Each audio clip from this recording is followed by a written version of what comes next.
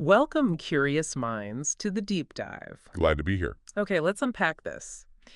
It's one of the most complex diplomatic dramas playing out right now. Absolutely. We're talking about India's foreign policy.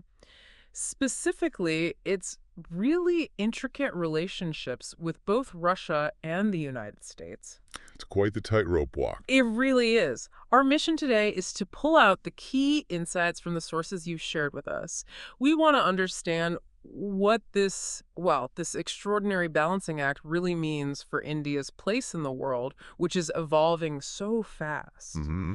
And this is where it gets really interesting, I think. So, since the Ukraine conflict kicked off in 2022, Russia has become, pretty isolated in the West, sanctions everywhere. Yeah, widely seen as a pariah, in Western capitals at least. Exactly. But strikingly, India never joined that sanctions club. No, they didn't. In fact, they did the opposite, didn't they? They significantly increased purchases of discounted Russian crude oil. That's right. Quite significantly. So what's the core logic? I mean, it seems counterintuitive on the surface. Well, the key thing to grasp here, based on the sources, is that for India, economic pragmatism isn't just like one policy option among many. Okay. It's really a fundamental driver. Think about it. Over 1.4 billion people, a fast-growing economy. It's incredibly energy hungry. Right. Access to affordable oil isn't just nice to have.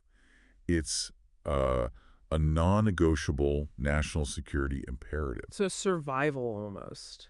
In economic terms, yes. Yeah. India imports over 80% of its oil. That's a huge dependency. 80%. Wow. So when discounted Russian crude became available, well, it was just an incredibly advantageous deal. From Delhi's perspective, it was almost impossible to refuse. Right. Helps the bottom line. Absolutely. It helps keep inflation in check, which is crucial, and helps sustain that impressive growth rate they've had. So this decision wasn't really about taking sides in the geopolitical fight, It was about national interest, economic stability, pure pragmatism, really. That makes a lot of sense, put that way. Yeah. Purely economic necessity driving policy. Essentially, yes. But this very distinct path India took, it certainly didn't go unnoticed, did it? Especially in Washington. No, definitely not. We've seen President Donald Trump back in the conversation announcing this huge 50% hike in tariffs on Indian goods. Yeah, that was significant. And he explicitly cited India's ongoing oil trade with Russia as the reason. Beyond the direct economic hit, which must be hurting Indian exporters, small businesses, jobs, what's the real strategic message the U.S. is trying to send here, and how effectively do you think it's actually landing in Delhi? That's a great question. The U.S. is clearly signaling its displeasure. It's trying to exert economic pressure, isn't it? Seems like it. Kind of implicitly pushing India to align more closely with the Western sanctions regime. Right. Pick a side. Exactly. But here's the intriguing twist, the kicker, perhaps. Okay. While India has been very open, very direct about its purchases of Russian oil, Transparent. the U.S. and Europe themselves, Yeah. well, they still acquire certain Russian goods, often through less direct routes, third parties. That's that, right? Yeah. And India has, quite rightly, from its perspective, called out this perceived double standard. I see. So India's saying, hold on a minute. Pretty much. If the goal is global cooperation, consistency, upholding international norms, well, shouldn't those rules apply equally to everyone? That's a fair point. And it raises the question, is this pressure actually achieving its goal, or is it potentially alienating a key partner like India? Yeah, that's a risk. And despite this pressure, there's this really significant event coming up. It kind of underscores the resilience of India-Russia ties, doesn't it? You mean Putin's visit? Exactly. Russian President Vladimir Putin is scheduled to visit India at the end of 2025. Yeah, that's confirmed. And this will be his first visit since the Ukraine conflict began. That alone tells you a lot about this symbolic weight, right? Oh, absolutely. It's a powerful statement. It's really a continuation of what India and Russia officially call their special and privileged strategic partnership. How far back does that go? Oh, this relationship dates way back, all the way to the Cold War era. Russia, or the Soviet Union back then, was a foundational defense and energy partner for India. Right. I remember reading that. And it's still hugely important. You have to remember, most of India's military equipment, it's of Russian origin. A huge chunk of it. Still, even now. Yes. Replacing all that isn't easy or quick. So this visit, it continues those deep historical ties. But the context is obviously different now. It's happening under intense global scrutiny. Especially with the U.S. pressure we just talked about. Exactly. The discussions will no doubt involve big deals, energy, trade, defense. But the timing itself, that's a deliberate signal from both Moscow and Delhi. So this really brings us to the crucial question, the one you watching might be asking. Is India subtly moving away from America, getting closer to Russia?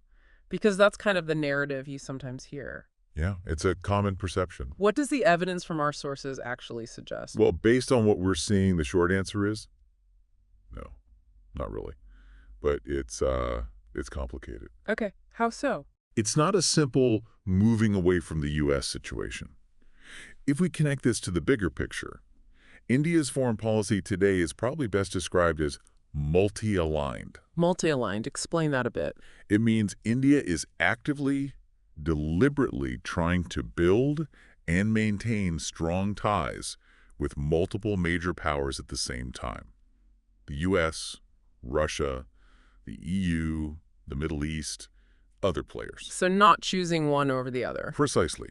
Look at the evidence. India is a key member of the Quad, right? That's alongside the U.S., Japan, and Australia, a group largely seen as countering China. Right. Very strategic for the U.S. And India's defense ties, tech cooperation, space collaboration with the U.S., they're actually stronger than they've ever been. They're deepening. Okay, so that counters the drifting away idea. It does.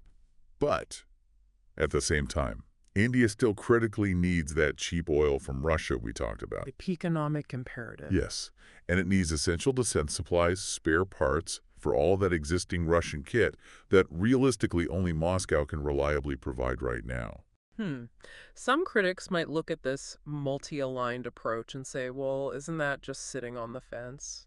Or maybe even, strategic opportunism, playing both sides. Have the criticism you do here, yeah. How does India's long-term vision kind of counter that perception? Well, from India's perspective, this isn't about fence-sitting or moving away from anyone. It's more about actively avoiding being forced into these binary either choices. Resisting pressure to pick a camp? Exactly. It's rooted in this really deep-seated principle, a core doctrine for them, which they call strategic autonomy. Strategic autonomy. Okay, that sounds key. It sounds like more than just not picking sides. Oh, it is. Absolutely. It's fundamental. Strategic autonomy basically means India decides its course, its actions, based purely on its own assessment of its national interest. Regardless of external pressure. Regardless of external pressure, traditional alliances, or even ideology, it's very interest-driven. Can you give an example? Sure. India will buy oil from Russia if it serves its economic interest. And it will participate in major defense exercises led by the U.S. if that aligns with its security goals. Doing both simultaneously. Yes. If it benefits India, they'll consider it. Now look, it's a complex balancing act. It's challenging, no doubt. I can imagine. Walking that tightrope daily. But it positions India intentionally as a proponent of, let's say, nuance, of diplomacy. It's kind of like a non-alignment 2.0 for the 21st century. Non-alignment 2.0, I like that. It's not about being isolated or neutral in the old sense. It's about actively engaging with all the major players, but strictly on India's own terms.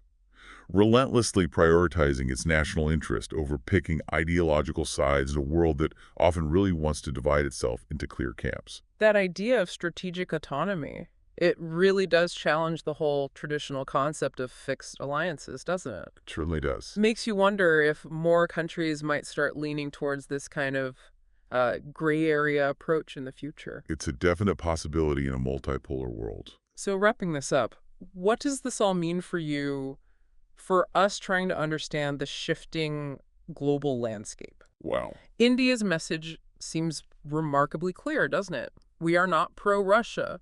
We are not anti-America. We are simply pro-India. That sums it up pretty well. Pro-India first.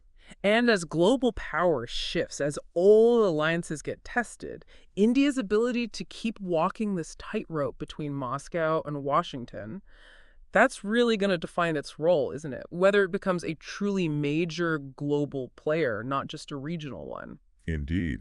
And while, if you look narrowly, India might seem to be moving closer to Russia in specific areas, energy, defense spares, Hmm.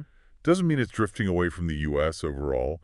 The relationship with Washington is definitely under strain. There's tension there. Because of things like the tariffs. Right. But India's policy remains fundamentally a shade of strategic gray, especially when compared to the black and white headlines we often see. Strategic gray, a good way to put it. So here's a final, maybe provocative thought for you to consider, building on that idea. Okay, let's hear it. Given India's long-standing historical commitment to this idea of strategic autonomy, how might this strategic gray approach, Yeah. how might it influence other developing nations, especially those trying to assert their own interests in this increasingly multipolar world we're living in? Hmm. And maybe even more fundamentally, what could it suggest about the future of traditional alliances themselves? Are they becoming less relevant, perhaps? Interesting. A lot to think about there. Definitely something for you all to ponder.